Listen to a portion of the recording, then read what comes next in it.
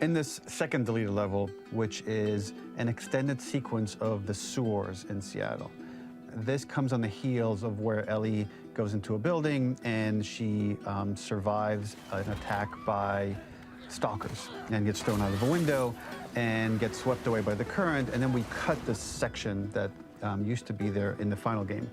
Now you will get to play it. So this was a way to get a bit more interesting puzzles, interesting traversal, figure out how Ellie can navigate the sewers with the fighting current. Ultimately, with a lot of these levels and these sequences, the reason why we cut them were for pacing purposes. But here it is for you in this very kind of raw form that part of it will feel finished, parts of it will feel like assets are missing as far as audio, animation won't be final, but it's a glimpse into what a game looks like when it's months away from finishing. Enjoy.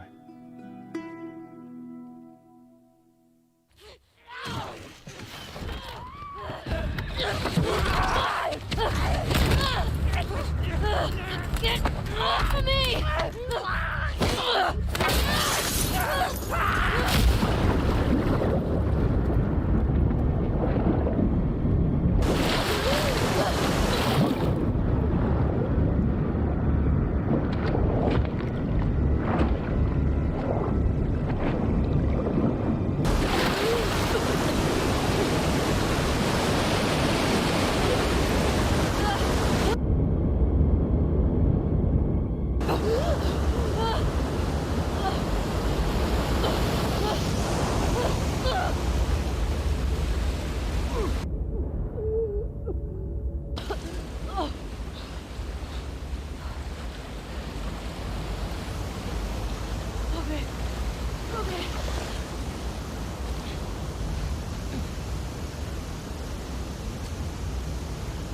The ladder acts as an immediate goal for the player, but being able to climb out is not going to be so easy.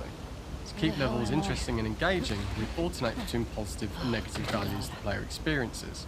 Here, it's a positive to have found a ladder, but then a negative to discover it's not the solution. But then another positive to identify the next short-term goal of the doorway.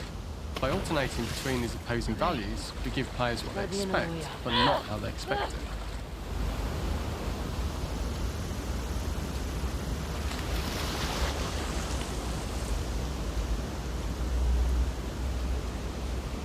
This level, internally known as Find Nora, was quite long in duration as we had to make Ellie traverse a far distance to the opposite side of downtown Seattle. The sewer section was originally longer than what we released the game with, approximately 10 minutes more. This was one of the few areas of the game that used water flow as part of a traversal puzzle. The player has to go upstream to use the current to get to the platform to reach the other side. We mostly cut this mechanic game-wide, however it remained in essence in the section swimming to the aquarium as Ellie, when you were avoiding the waves. When players reach the doorway and enter into the room, they are faced with a dead end. The real reason for this dead end room is that on the reversal, when exiting back out of the doorway, players are faced with the route onwards. A pipe that they'd not been able to see when they were swept past it on the way in, and something that was hidden from view when on the side platforms. The intention here being that the only option is to go off the standard path in order to search for a way out. Get me the hell out of here. Throughout the rest of the level, we also used light to indicate to the player that they were heading in the right direction. At each turn, however, we blocked the direct route forward. Players would know that they just have to keep finding alternative paths, promoting those feelings of being desperate and trapped. We slowly introduced the player to consider climbing into smaller pipes and crouching in these tight spaces. This is to slowly build up to, and encourage, the player to climb into such a small pipe that they'd have to be crawling on their stomach, which is something that the player previously may not have recognised as a playable space, let alone the desired route they need to take. We added a tiny space just to reward the player's exploration with a pickup item, and we made sure it was something that made sense that you'd find in this area, a canister and all the garbage that had been washed into the sewers from the surface.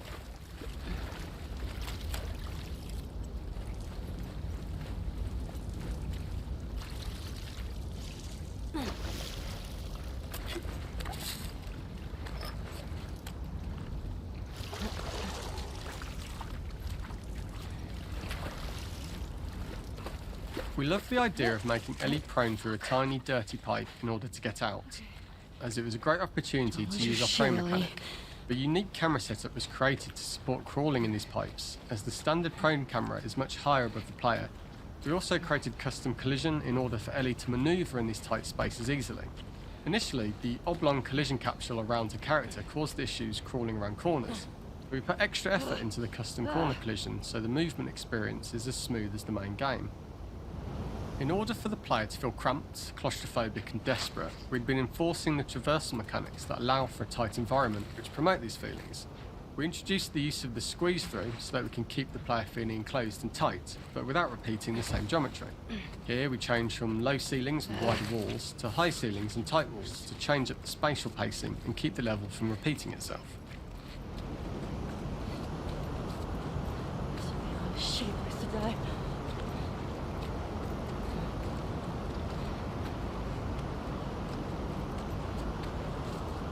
Originally, we had the waterline much higher here, so players had to swim through this tight tunnel. However, from watching user test feedback, it was occasionally causing people to discount the route entirely and turn back on themselves. So to avoid any risk of this happening in the final game, we present a lower water level so the tunnel is easy to see and commit to using. Although this isn't as impactful without the prone swim, it's the better decision as it means a smoother experience for the player with no backtracking frustration. We draw the player towards this pipe as it is seemingly the route out of the tight space. Fairly soon it is obvious that this path is blocked. If the player goes all the way up to the bars that block the path, they are rewarded with a pickup so this journey doesn't feel wasted. It is important to encourage the player to try to progress along this path so that they would subtly be thinking of progress in this direction. We hint to the player that there is a bigger, new space beyond this pipe by showing the player the waterfall. This helps players consider the other route that they don't know how far the tunnel is or whether they'd make it. As we surface from the water and over the crest of the slope, we reveal what is further in this tunnel. A clicker that has sprouted and fungus has grown on the sides of the pipe. It was great to see people who user tested this area becoming increasingly worried as we forced the player to squeeze past the fungus and inches away from the clicker's face, all the time not being sure whether the clicker might be alive or attack them. Although we aren't as cruel as to force a clicker attack in such close proximity, we do have a payoff for this moment. This clicker momentarily turned into Joel to show Ellie's PTSD from what happened to Joel at the start of the game. Ultimately, we decided to save this moment for the farm level, as it was more impactful there because it could become the centrepiece of that experience. Whereas in the sewers, we weren't able to make it as much of a narrative point and give it the breathing room and reaction time that it deserves, given the tight space. Oh, shit!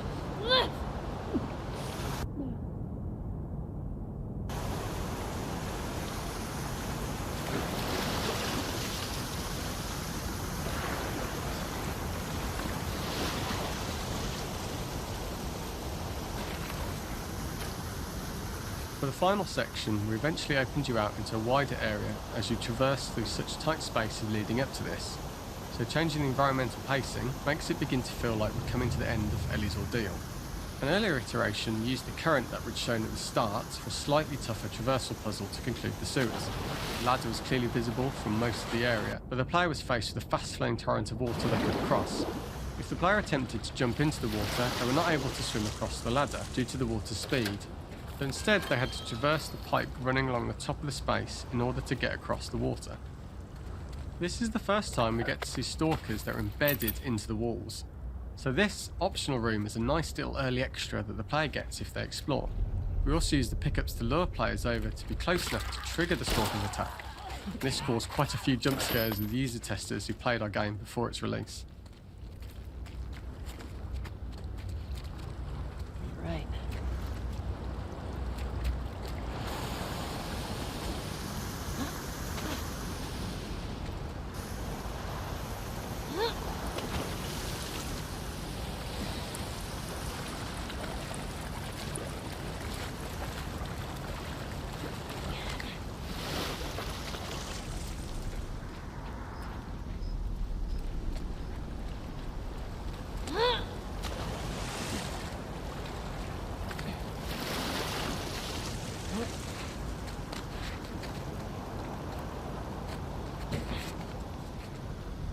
Using this pipe was retained in the iteration we shipped with, as it's the last of the extreme methods Ellie has to undergo in order to escape the sewers, and what she will go through in her pursuit of revenge.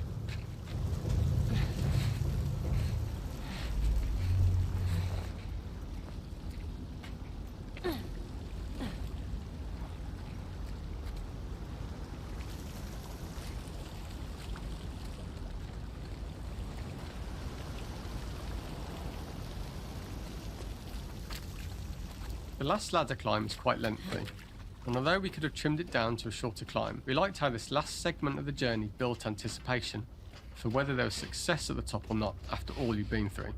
Ultimately, the ladder exits out into the subway station, which is how it connects in the final game. Ellie then has to find her way to the hospital from here, crossing paths with the scars for the first time.